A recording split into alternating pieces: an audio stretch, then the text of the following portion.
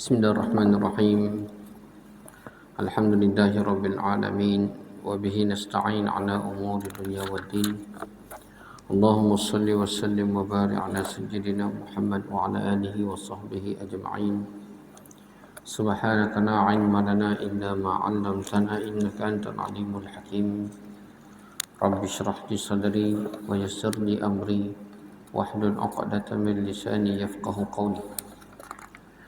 Rabbi yassir wa la tu'assir wa tammim bil khair ya Fattah ya Alim wa bika nasta'in. Rabbi zidni 'ilma warzuqni fahma amma ba'd. Allahumma ij'alna minal ladzina yastami'una al-qawla fayattabi'una ahsanah. Ulaika alladzina hadahumullah wa ulaika hum ulul albab. Jadi alhamdulillah muslimin dan muslimat yang dirahmati Allah Subhanahu wa taala, marilah kita bersama-sama merafakkan syukur kepada Allah di atas segala nikmatnya kita dapat datang menunaikan solat fardu maghrib secara berjemaah mengikut sunnah Rasulullah sallallahu alaihi wasallam. Seterusnya dapat melapangkan masa di masjid-masjid di rumah-rumah Allah Subhanahu wa taala. Datang berjemaah solat di masjid sambil kita dapat jumpa saudara-saudara Islam kita ni adalah amalan yang besar sebenarnya. Yadullahi 'alal jamaah. Bantuan Allah Subhanahu wa taala sentiasa berada bersama jemaah. Yadullah 'alal jamaah. Bantuan Allah bersama dengan jemaah. Oleh kerana itu, sebagai umat Islam sewajarnya lah, bahkan bukan sahaja kita perlu kempen, menyeru dan saling mengajak semua orang Islam pada hari ini untuk datang ke masjid, untuk menunaikan solat fardu berjemaah, untuk datang di majlis-majlis yang disediakan di masjid, dan untuk sama-sama kita bergaul dengan rakan, dengan saudara kita di kalangan orang Islam, menghubungkan silaturahim di rumah-rumah Allah. Ini adalah perkara yang penting. Kenapa? Kerana hadirnya kita di masjid ini adalah menjadi saksi. Sahabat-sahabat kita yang melihat kita, mereka menjadi saksi di atas kebaikan yang kita lakukan. Dan janganlah kita menjadi termasuk dalam golongan-golongan yang hidup dia nafsi-nafsi. Hidup nafsi-nafsi ini makna dia hidup buat hal sendiri, tak peduli tentang masyarakat, tak datang ke masjid, tak menunaikan solat berjemaah, bersendirian sahaja. Dan dalam satu mafhum hadis, man syadza syuzza finnar, dikhawatiri orang yang bersendiri ini syuzza finnar, nanti masuk neraka pun sendiri-sendiri juga.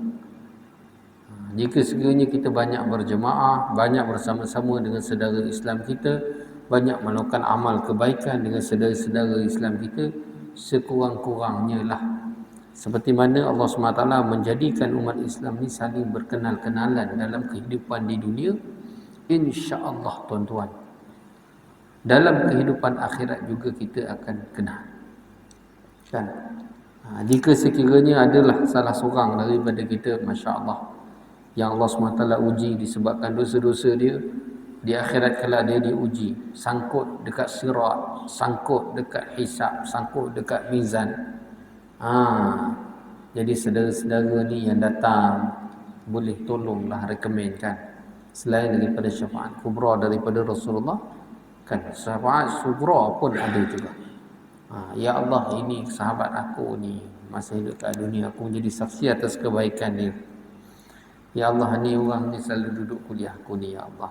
Ya Allah, ini sahabat aku selalu datang solat berjemaah, aku saksi menjadi atas kebaikannya. Itu recommendation tu akan sentiasa ada bagi orang yang sentiasa berada di dalam jemaah. Sebab itu kita kena sentiasa berada dalam jemaah-jemaah umat Islam, jemaah-jemaah yang baik, yang amar ma'ruf nahi munkar, yang mengajak kepada kebaikan. Kita kena masuk semua perkara yang baik ni, kalau boleh kita bersama-sama. Sebab apa? Inilah yang akan menyebabkan keselamatan. Majlis-majlis yang baik ni ialah majlis yang mana menjadi saksi atas kebaikan kita. Kita tak tahu di akhirat kelak ni sebab apa tuan-tuan? Sebab tidak ada jaminan. Kepada semua manusia ni tidak ada jaminan kecuali sahabat-sahabat Nabi, insya-Allah. Tapi selain daripada sahabat Nabi ni, kita tak ada jaminan. Kita tak tahu bagaimana nasib kita di akhirat kelak. Macam mana keadaan kita di akhirat kelak. Adakah terjamin ataupun tidak? Tidak ada jaminan tuan-tuan. Tak tahu siapa yang sangkut. Kita tak tahu. Manalah tahu tuan-tuan punya selamat, semua selamat belaka, saya seorang disangkut. Kan, waktu tu tuan-tuan lah tolong syafaat untuk saya. Kan, saling tolong-menolong. Sebab kita tak tahu. Kan. Sebab bila kita melihat seseorang, kita melihat secara zahirnya, kan amalan dia di sebalik, amalan batin dia di sebalik, amalan dalam hati dia di sebalik tu, tak ada siapa pun tahu hakikat sebenar seseorang itu. Tak ada siapa pun tahu melainkan Allah. Kan? Sebab itulah kata ulama, jika sekiranya kita ada melakukan sesuatu dosa secara sembunyi-sembunyi dan Allah Subhanahu wa taala telah satirkan dosa tersebut. Maksud dia Allah satir, Allah tutup aib kita. Maka janganlah kita menceritakan kepada orang lain. Jangan kita menceritakan kepada orang lain. Apa yang kita perlu buat, bertaubatlah bersungguh-sungguh di hadapan Allah Subhanahu wa taala. Menangislah sepuas-puasnya untuk bertaubat di hadapan Allah Subhanahu wa taala. Kan? Sebab apa? Kalau kita cerita kejahatan kita kepada saudara kita yang dengar tu, dia akan jadi saksi atas kejahatan yang kita lakukan. Atas pengakuan kita kepada dia, dia jadi saksi. Kita nak seramai-ramainya umat Islam menjadi saksi atas kebaikan kita, bukan umat ramai menjadi saksi atas kejahatan kita. Kita pergi cerita buat apa? Allah dah tutup aib kita, kita tutup. Begitulah juga kita perlu menutup aib saudara kita yang Islam yang lain. Seboleh-bolehnya tutup aib orang. Jangan cerita, jangan cakap. Tutup aib orang. Kalau kita ternampak, kalau kita tahu, kita tutup. Kita dakwah dia, ajak dia supaya dia kembali dan bertaubat kepada Allah Subhanahu wa taala. Sebab kita tak tahu, man satara musliman satarahu Allah fid dunya wal akhirah. Barang siapa yang menutup aib satu orang Islam, maka Allah SWT akan tutup aibnya di dunia dan di akhirat. Begitulah juga tuan-tuan yang dirahmati Allah Subhanahu wa taala. Apabila kita terlanjur melakukan dosa, kita bertaubatlah sungguh-sungguh di hadapan Allah. Sebab selain daripada Nabi, tidak ada manusia yang benar-benar maksum, iaitu terselamat daripada dosa. Tidak ada orang yang benar-benar maksum, yang terselamat daripada dosa. Tak ada. Kan? Masa saya pergi kuliah kitab Musnadul Arifin, kan, di akhir kitab tersebut menceritakan tentang karomah wali-wali Allah Subhanahu wa taala. Dan ditanya, dalam kitab itu ditanya pada satu orang ulama, adakah mungkin wali Allah ini melakukan dosa ataupun berzina? Maka soalan tu ditanya, tak silap saya, kepada Hasan Al-Basri. Dia diam, dia tak jawab. Lalu dia jawab, wa kana qadaran maqdura. Dia jawab ayat Quran tu je. Maknanya dia kata, kalaulah itu takdir Allah atas dia untuk diuji ni, maka perkara tu akan berlaku. Tetapi kerana tiada siapa yang maksum, yang terselamat daripada dosa. Cuma kita ada taubat.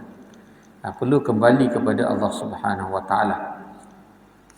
Sebab itulah apabila satu orang memuji satu orang Muslim yang lain, kita diajar dalam kitab tasawuf, kita diajar supaya membaca doa kena puji. Kena puji pun ada doa juga, Rasulullah SAW ajar. Bahkan kalau orang yang suka sangat memuji ni, kita jangan bagi puji orang Islam ni tuan-tuan, jangan kita puji depan-depan, sebab takut merosakkan hati dia. Dan merosakkan hati. Puji depan-depan ni merosakkan hati saudara kita. Nanti dia rasa riak, ujub, takabur dan sebagainya. Kalau nak puji belakang-belakang, tak ada masalah. Jangan bagi saudara kita tu dengar akan pujian-pujian tersebut. Bahkan kalau terlepas juga puji itu di depan-depan, Maka orang yang dipuji ni, kalaulah dia tak tahan, tak boleh nak jaga hati dia, boleh ambil tanah baling dekat muka orang yang puji tu. Supaya apa? Supaya tak nak bagi orang tu puji dia terus. Kan? Dan diajar supaya kita membaca doa kena puji. Antara doanya, Allahumma gfirli ma la ya'lamun wa la tu'akhidni bima yaqulun waj'alni khairan mimma yazunnun. Ni doa kena puji. Yang maksud dia, kalau tak faham bahasa Arab, baca bahasa Melayu dia, Allahumma gfirli ma la ya'lamun. Ya Allah, ampunlah dosaku. Dosa aku yang mana yang sahabat aku yang memuji aku ni dia tak tahu. Kalau dia tahu hakikat aku ni hamba Allah yang berdosa, dia tak akan puji aku pun. Sebab dia tak tahu hakikat aku ni hamba Allah yang berdosa, dia pujilah aku. Kan? Maka dia puji aku. Kan? Wala tu'akhidni bima yaqulun, dan janganlah engkau mengazab aku ataupun mengambil itu sebagai satu dosa atas pujiannya terhadap aku. Mungkin akan menimbulkan riak, ujub, takabur dan sebagainya. Wala tu'akhidni bima yaqulun. Jangan kau ambil tindakan terhadap aku atas apa yang ia puji itu. Waj'alni khairan mimma yazunnun, dan jadikanlah aku lebih baik daripada apa yang ia sangka. Jadikanlah aku lebih baik daripada apa yang dia sangka. Ni doa kena puji. Agama ni, Islam ni adalah satu agama yang dia mengajar kita tariqatul hayah, salikul hayah, jalan kehidupan. Beruntunglah orang yang memilih Islam ni, menjadikan sebagai jalan kehidupan. Di dalam Islam ni tuan-tuan, kita bukan ambil masalah soal ibadah, semayang, puasa, zakat, tak. Sebenarnya dalam Islam ni kita perlu meletakkan diri kita di dalam Islam ni, dan kita jadikan Islam itu sebagai tariqatul hayah, sebagai cara hidup. Cara hidup. Ad-dinu kulluhu adab. Ad-din, iaitu agama ni keseluruhannya adalah adab, mengajar kita beradab. Beradab dengan Allah, beradab dengan manusia, beradab dengan keluarga, beradab dengan masyarakat. Semua ada adabnya. Ada cara dia, ada tertibnya. Daripada kita bangun tidur sampai kita tidur balik, ada beratus-ratus sunnah Nabi sallallahu alaihi wasallam, bahkan ribuan sunnah Nabi sallallahu alaihi wasallam yang perlu kita tiru, yang perlu kita ikut. Inilah hakikat satu orang yang benar-benar beriman, yang mana Rasulullah sallallahu alaihi wasallam sabda, la yu'minu ahadukum, tidak beriman satu orang kamu, hatta yakuna hawa taba'an lima ji'tu bih. Tidak sempurna iman seseorang kamu sehinggalah hawa nafsunya, apa sahaja keinginannya, dapat tunduk dan ikut agama yang aku bawa. Itulah tanda kesempurnaan iman. Jadi alhamdulillah tuan-tuan yang dirahmati Allah, pada hari ini kita baca satu dua hadis sikit berkaitan dengan kelebihan menuntut ilmu. Kelebihan menuntut ilmu. Saya baca hadis ni. Wa an Anas radhiyallahu anhu qala qala Rasulullah sallallahu alaihi wasallam, man kharaja fi talabil ilmi fa huwa fi sabilillah hatta yarja'. Rawahu Tirmizi wa Darimi. Sayyidina Anas radhiyallahu anhu meriwayatkan bahawa Rasulullah sallallahu alaihi wasallam bersabda, barang siapa yang keluar untuk menuntut ilmu, barang siapa yang keluar untuk menuntut ilmu, sesungguhnya dia berada di jalan Allah Subhanahu wa taala sehinggalah dia kembali. Barang siapa yang keluar untuk menuntut ilmu, sesungguhnya dia berada di jalan Allah Subhanahu wa taala sehinggalah hatta yarja', dia kembali. Oleh itu, untuk mendapatkan ilmu, seseorang itu perlu keluar, terutama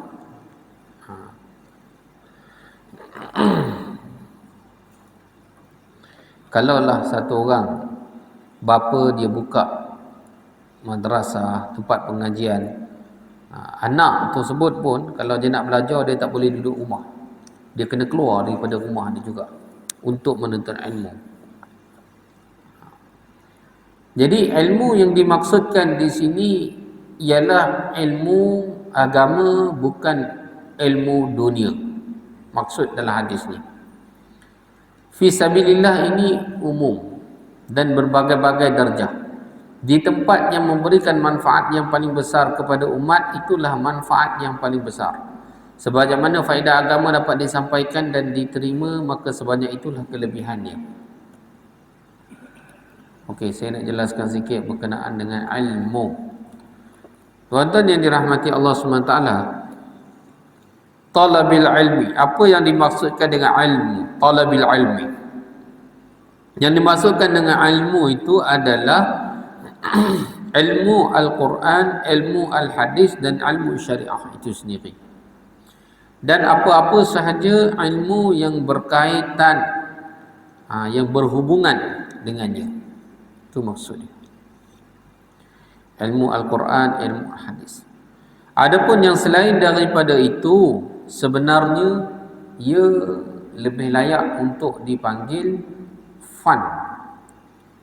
Dalam bahasa Arab dia panggil fan. Kalau dia punya plural, jamak, bilangan banyak, dia panggil funun. Kalau singular ni dia panggil fan. Apa makna fan? Fan ataupun funun dimaksudkan adalah kemahiran manusia. Beza di antara fan dan ilm itu ialah ilm itu dia tidak berubah. Asas syariat itu Al-Quran tu dia tak berubah. Sampai kiamat dah macam itulah Quran. Satu titik pun tak akan berubah. Al-Hadis sampai kiamat macam itulah dia. Satu hadis pun dia tidak akan berubah. Itu ilmu. Tetapi kemahiran manusia yang dipanggil fan ini, dia boleh jadi berubah. Itu beza dia tu. Contohnya macam teknologi pertanian. Dulu orang buat padi setahun sekali. Lepas tu bila ada kemahiran manusia yang baru yang Allah Ta'ala bagi pada manusia, dia jadilah setahun 2 kali ataupun 3 kali. Dia adalah baja-baja yang tertentu. Kaji campur tu, campur ni, apa semua Allah Ta'ala nak bagi, itu dipanggil fan. Kemahiran manusia. Tapi yang dimaksudkan dengan ilmu itu adalah yang daripada Allah, daripada Rasul sallallahu alaihi wasallam, dan apa-apa sahaja ilmu yang mana berkait dengan dua perkara tersebut. Itu dimaksudkan. Dan apa sebenarnya ilmu yang daripada Allah dan Rasul itu? Ilmu daripada Allah dan Rasul, Al-Hadis dan Al-Quran itu sebenarnya ialah ilmu yang membantu kita untuk menjawab soalan-soalan di dalam kubur. Itulah sebenarnya yang membantu kita menjawab soalan di dalam kubur. Kerana maksud daripada ilmu adalah untuk mendekatkan diri kepada Allah, untuk mengamalkan perintah Allah, untuk meninggalkan larangan Allah, untuk mengetahui halal dan haram. Itu maksud dia. Dan untuk diamalkan. Apa maksud amal tu? Amal tu maksudnya untuk imtithal awamirallah. Dalam bahasa Arab ni, dalam kitab dia tulis imtithal awamirallah. Apa maksud imtithal awamirallah? Setiap perintah Allah, perintah Rasul yang kita lakukan adalah untuk imtithal awamirallah. Maksud imtithal awamirallah, menjunjung perintah Allah semata-mata kerana Allah. Bukan ada sebab-sebab yang lain, bukan ada tujuan-tujuan yang lain, tak ada. Semata-mata nak menjunjung perintah Allah, kerana dialah yang menciptakan kita, menciptakan dunia, menciptakan akhirat, menciptakan segala-galanya, dan dia telah menghantar Nabi dan Rasulnya, dan Nabi dan Rasul telah datang kepada umat dan telah memberitahu kepada umat apa dia maksud daripada kehidupan kita di dunia ini.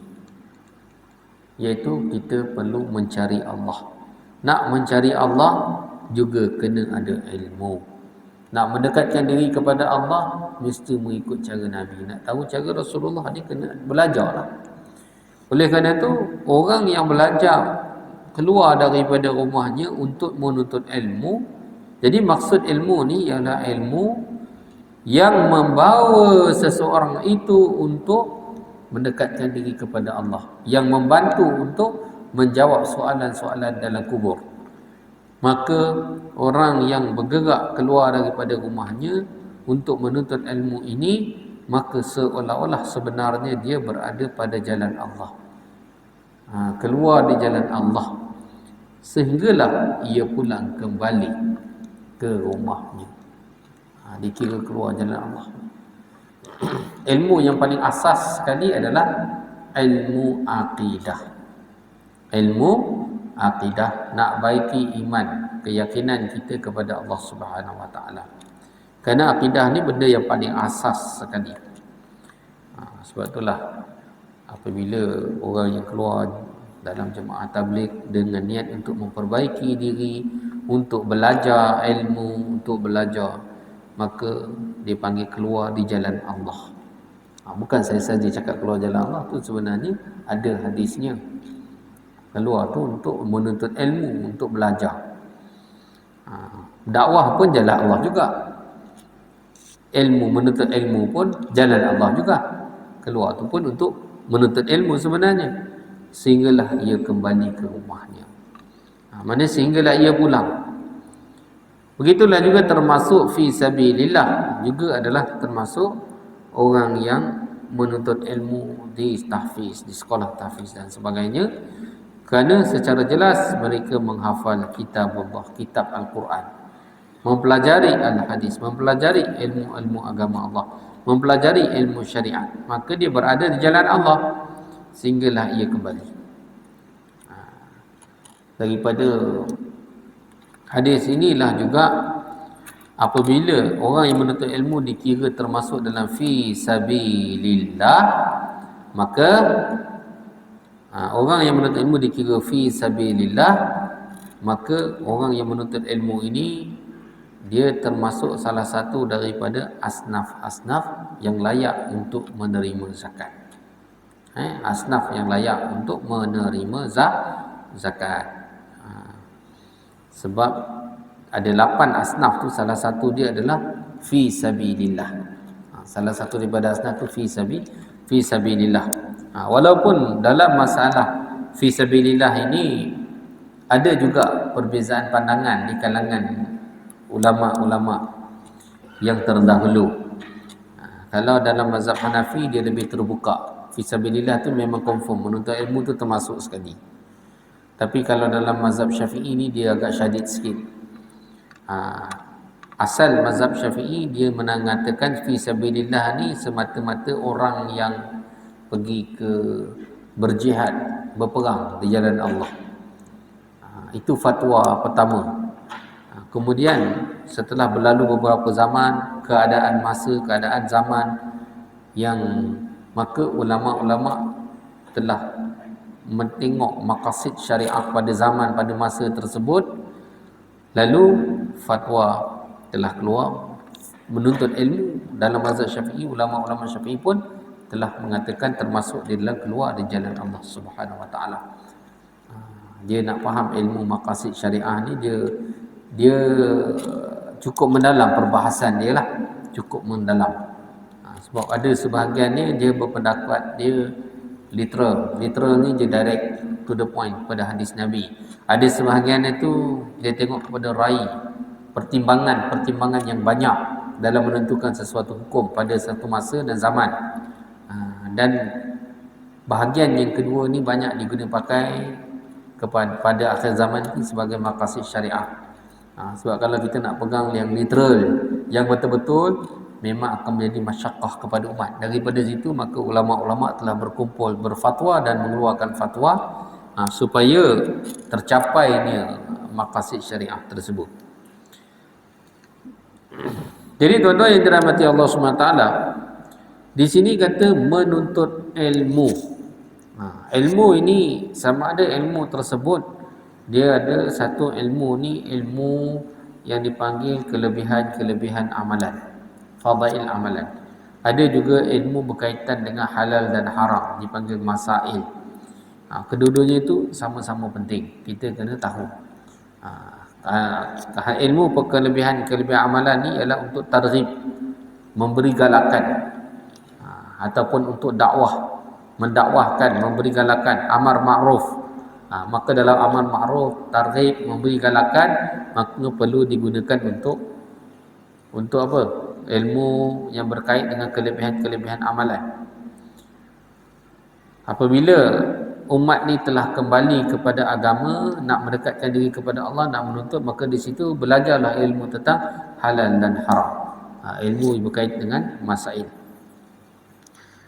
Jadi tuan-tuan yang dirahmati Allah SWT, menuntut ilmu ni di dalam hadis jelaskan talabul ilmi faridatu ala kulli muslim wal muslimat. Menuntut ilmu ni adalah kefarduan bagi setiap orang Islam, lelaki dan perempuan. Tak kira, semua orang wajib dia menuntut ilmu. Tapi di situ kewajipan tersebut setakat mana yang wajib dia belajar. Itulah yang ulama beritahu, ilmu yang wajib dipelajari adalah ilmu hal. Ilmu hal maknanya ilmu yang berkait dengan ahwal semasa yang dia nak amalkan. Kalau hari-hari kita tunaikan solat, kita wajib belajar tentang solat. Jangan solat tak menuntut ilmu sampai solat kita jadi tidak sah. Hari-hari kita, kalau satu orang nak kahwin, wajib dia belajar tentang ilmu perkahwinan, pernikahan. Kena cari guru, kena belajar. Kan? Bukan sekadar ambil kursus kahwin je. Kalau boleh belajar lagi, tambah lagi. Kan? Ramai pasangan mana nak kahwin tapi ilmu perkahwinan ni tak belajar. Bila Allah uji dalam perkahwinan, lancang je mulut nak ceraikan isteri. Lepas tu tak daftar pula tu sebab bergaduh. Lepas dah mengucapkan tu, bersama lagi dengan isteri, duduk lagi dengan bini sampai berbelah-belah tahun. Dari segi hukum jatuh dah talak. Jadi yang bersama isteri kira zina lah. Jadi keturunan pun dah jadi rosak. Kan? Keturunan pun jadi rosak. Sebab apa? Sebab tak ada ilmu, tak belajar. Nak kahwin tak belajar. Kan? Allah SWT letak talak ini dekat suami. Allah bagi. Dekat isteri Allah Ta'ala tak bagilah. Sebab orang perempuan ni dia tak boleh kontrol. Orang perempuan ni dia tak boleh kontrol. Manusia yang Rasulullah bagi tahu akal dan agamanya kurang. Akal dan agamanya kurang. Maksud akal dan agama ni kurang ni, kaum wanita yang Rasulullah bagi tahu akal dan agamanya kurang. Kaum wanita ni bila sampai satu keadaan, kadang-kadang dia tak boleh kontrol apa yang dia nak ucapkan tu. Banyak ikut perasaan, banyak ikut emosi. Dia kontrol oleh emosi dia. Kan? Lepas tu tak bagi pada perempuan. Orang kata kalau perempuan ni pegang talak, satu hari 10 kali dia boleh talakkan suami dia. Habis porak-peranta dunia, tuan-tuan. Tapi bila beri pada orang lelaki, orang lelaki dia lebih tenang, lebih berfikir panjang, lebih tegas dalam keputusan. Kan? Orang lelaki yang betul-betul belajar, yang betul-betul berilmu. Dan kaum wanita, ar-rijalu qawwamuna 'alan nisa. Kaum wanita ni, ar-rijal, kaum lelaki ini adalah al-qawwam 'alan nisa, menjadi pengurus dan pemimpin kepada kaum wanita. Agama Islam itu cantik. Cara hidup kan, dah dibuat satu cara hidup yang begitu cantik sekali. Dan untuk diikuti, untuk di manusia ni diambil saja. Dah siap dah semua hukum syariat tu. Kan, dah diberitahu dah. Ar-rijal qawwamuna 'ala nisa. Itu lelaki ni pemimpin kepada perempuan. Kan bukan wanita yang memimpin, lelaki yang memimpin. Masya-Allah. Jadi man kharaja fi talabil ilmi fa huwa fi sabilillah. Siapa yang menuntut ilmu, Jadi tuan-tuan yang dirahmati Allah Subhanahu wa taala, di dalam satu hadis dijelaskan Rasulullah memerintahkan kita untuk menuntut ilmu. Uqdu aliman. Tadi saya dah sebutkan ilmu yang wajib dituntut adalah ilmu hal. Ilmu yang menjadi keperluan harian kita. Satu orang nak pergi haji, nak pergi umrah, perlu wajib menuntut ilmu tentang haji dan umrah. Sebab itu menjadi ilmu hal. Jangan pula buat amal ibadah tapi tak ada ilmu. Belajar, tak tahu kena tanya. Cari orang yang tahu. Fas'alu ala dzikri in kuntum la ta'lamun. Tanyalah orang yang tahu jika sekiranya kamu tidak tahu. Jadi itu ilmu hal. Ilmu yang mana pada ketika itu menjadi apa sahaja keperluan seseorang tersebut, ia wajiblah ia mempelajarinya. Fahuwa fi sabilillah hatta yarji', maka ia berada pada jalan Allah sehinggalah ia kembali. Ia berada pada jalan Allah sehinggalah ia kembali. Adapun menuntut ilmu secara keseluruhan, maka hukumnya adalah fardu kifayah. Ilmu secara keseluruhan maksudnya satu orang dia duduk di pondok madrasah, dia belajar keseluruhan dengan faraidnya, dengan ilmu bahasa Arabnya, ilmu tafsirnya, keseluruhan. Para ulama, para ustaz yang mempelajari keseluruhan ilmu. Bahkan yang tak berkaitan dengan dia pun dia belajar juga. Ilmu berkaitan dengan istihadah kaum wanita, dia tak ada pun haid istihadah, tapi dia belajar. Hukum dia fardu kifayah. Dan apabila sudah ada di satu tempat tu satu orang pakar rujuk yang boleh dirujuk tentang masalah-masalah agama pada umat setempat tu, maka ia sudah memadai. Tetapi perlulah umat berusaha untuk melahirkan lebih ramai pakar rujuk, lebih ramai alim ulama. Kewujudan sekolah agama, madrasah, pondok ni adalah untuk menghasilkan para ulama. Ini tanggungjawab umat. Perlu berusaha untuk melahirkan. Kenapa? Di dalam hadis dijelaskan Allah Subhanahu wa taala, dalam mafhum hadis dijelaskan Allah Subhanahu wa taala tidak akan mengangkat ilmu itu dengan sekaligus. Allah tidak akan angkat ilmu dengan sekaligus. Tiba-tiba ilmu itu hilang, tak. Tetapi Allah akan mengangkat ilmu itu dengan kematian para alim ulama. Allah mengangkat ilmu dengan kematian para alim ulama. Maksud dia apa? Maksud dia mafhum mukhalafah daripada hadis tu apa dia? Rasulullah beritahu pada kita, kamu perlu belajar, kamu perlu menuntut ilmu. Itu maksud dia. Kerana alim ulama ni bila-bila masa saja dia akan mati. Jadi kamu perlu mewujudkan pelapis-pelapis, yang mana bila satu orang ulama yang mati, maka ada ulama-ulama lain yang boleh menjadi pelapis-pelapisnya. Dan ilmu ni perlu dipelajari dan sentiasa disampaikan. Dan satu hadis yang kedua, wa an Sakhbarata al-Azdi qala Rasulullah sallallahu alaihi wasallam, man talaba al-ilma kana kafaratan lima madah. Rawahu Tirmizi wa Darimi wa qala Tirmizi hadha haditsun dhaif al-isnad wa Abu Daud wa rawi yudhaf. Sayyidina Sakhbara al-Azdi meriwayatkan bahawa Rasulullah sallallahu alaihi wasallam bersabda, barang siapa yang menuntut ilmu, ia adalah kafarah. Ia adalah kafarah bagi apa yang telah lalu. Ia adalah kafarah bagi apa yang telah lalu. Makna dia, sebab satu orang itu menuntut ilmu, dia boleh menjadi pengampunan dosa bagi apa yang telah lalu. Walaupun daripada satu segi hadis ni adalah isnad dia lemah isnadnya. Tetapi hadis ni tetap dimasukkan oleh Imam Tirmizi dan juga Abu Daud. Kerana apa? Sebab kita kena faham hadis yang statusnya adalah daif. Ia daif adalah pada isnad. Isnad ni mana? Pada perawi-perawi dia. Tetapi hadis seperti ini, ia tidak daif pada makna dia. Bahkan maksud makna hadis seperti ini disokong oleh hadis-hadis yang lain. Sebab tu pengarang dia tetap masukkan hadis ni. Kata ulama, hadis dhaif itu kedudukannya lebih tinggi daripada perkataan ulama. Sebab apa? sebab ia adalah hadis Nabi. Walaupun status dia daif, tapi dia tetap hadis. Yang daif ni kerana perawi dia lemah ingatan, pelupa. Itu sebab tak semestinya orang pelupa dia cakap salah semua. Kadang-kadang dia cakap tu betul, maksud dia sama, cuma mungkin dia guna perkataan daripada diri dia sendiri, mafhum dia tu sama juga. Maka hadis daif ni walaupun daif, dia boleh diamalkan untuk kelebihan amalan. Tapi hadis daif seperti ini, hadis daif ni dia ada berbagai-bagai jenis daif juga, kena tahu. Setengah orang ni kalau tak mengaji ni, dia anggap hadis daif ni tolak belaka. Macam tu ke? Bukan. Itu hadis daif tak boleh tolak belaka. Sebab kita perlu amalkan hadis daif.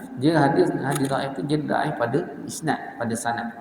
Tetapi pada makna dia tidak daif. Kerana apa?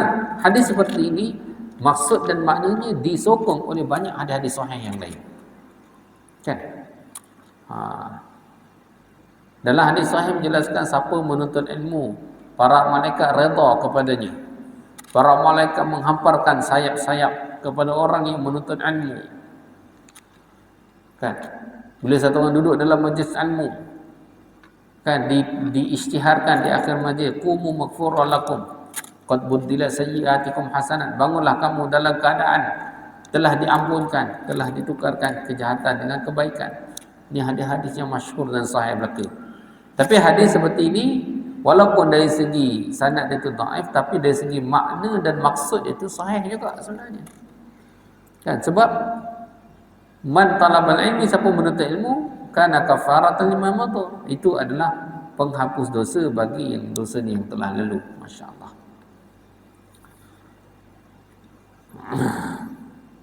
Jadi waktu dalam mencari ilmu menjadi kafarah kepada dosa-dosa yang telah dilakukan. Zahirnya dosa-dosa akan diampunkan, itu ialah dosa-dosa kecil. Dosa-dosa lain tidak terampun selagi tidak bertaubat kepada Allah. Secara secara yakin mereka menuntut ilmu yang niatnya untuk mengamalkan ilmu itu, insya-Allah mereka akan beramal dengan ilmu mereka. Kita perlu melazimi maknanya duduk bersama-sama, dan juga sentiasa melazimi dengan bertaubat agar dosa besar dan kecil itu diampunkan. Jadi jumhur ulama telah berpendapat bahawasanya dosa kecil akan terampun dengan semua amalan-amalan kebaikan yang kita telah lakukan, berdasarkan hadis Rasulullah sallallahu alaihi wasallam dan juga beberapa ayat-ayat Quran. Kan, innal hasanati yudhibna sayyi'at. Kan, satu orang sahabat berkata, ya Rasulullah, aku telah melakukan kejahatan, dosa, apa yang aku perlu buat? Maka Rasulullah sallallahu alaihi wasallam bersabda, sahabat tanya, adakah kalimah la ilaha illallah itu satu kebaikan? Rasulullah kata, ya, ialah kebaikan yang paling afdal.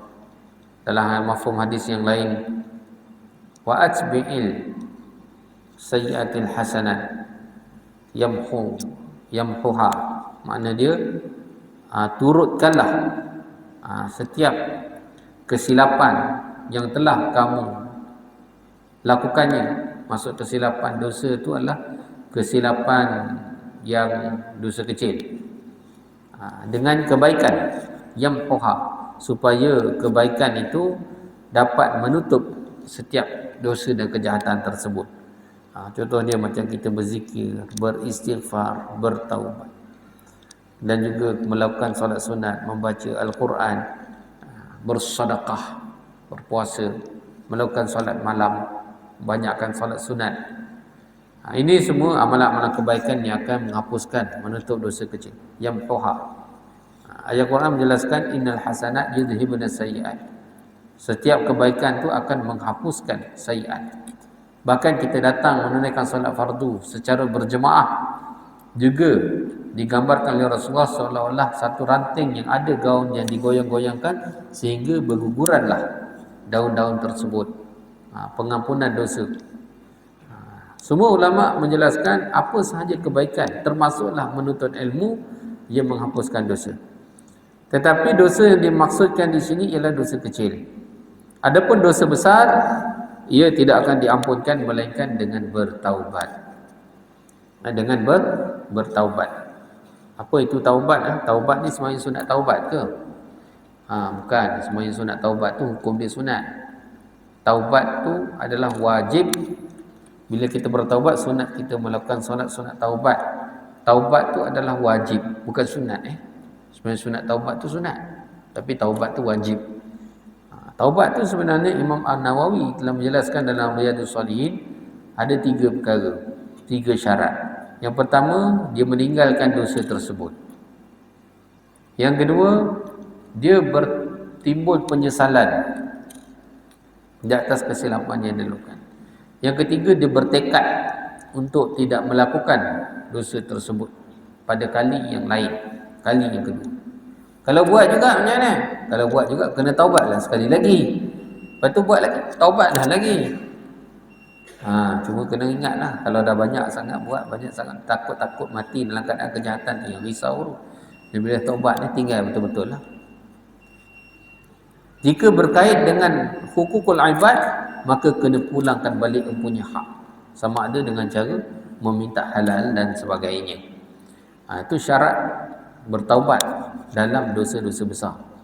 InsyaAllah semua dosa besar itu boleh diampunkan oleh Allah SWT kecuali syirik sahaja. Kena pada syarat. Yang lain semua Allah Ta'ala buka pengampunan Allah SWT. Jadi kita perlu melazimi diri kita dengan bertaubat, agar dengan taubat itu dosa besar kita diampunkan dan dosa kecil kita diampunkan dengan amalan-amalan kebaikan yang kita lakukan. Sebab itulah di dalam solat kita sunat sebelum bagi salam kita baca doa. Lepas kita habis baca tahiyat, innaka hamidum majid, kita belajar doa ni.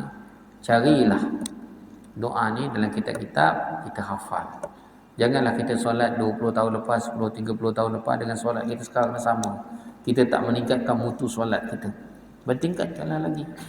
Jangan innaka hamidum majid terus bagi salam. Tak. Ada baca-baca doa ya Rasulullah aja. Allahumma ighfirli ma qaddamtu wa ma akhartu wa ma asrartu wa ma a'lantu wa ma asraftu wa ma anta a'lam bihi minni. Cantik sungguh makna dia. Ya Allah, ampunlah dosaku yang terdahulu, yang kemudian, yang terang-terangan, yang sembunyi-sembunyi, yang aku sengaja, yang aku melampaui batas dengannya, dan dosa-dosa yang mana anta a'lam bihi minni, yang kau lebih mengetahui daripada aku. Sebab kadang-kadang kita ni, kita buat satu dosa ni, kita tak sedar tu dosa. Kita takut tu. Kalau dosa yang kita sedar, mungkin kita tahu salah, kita bertaubat kembali kepada Allah, istighfar dan sebagainya.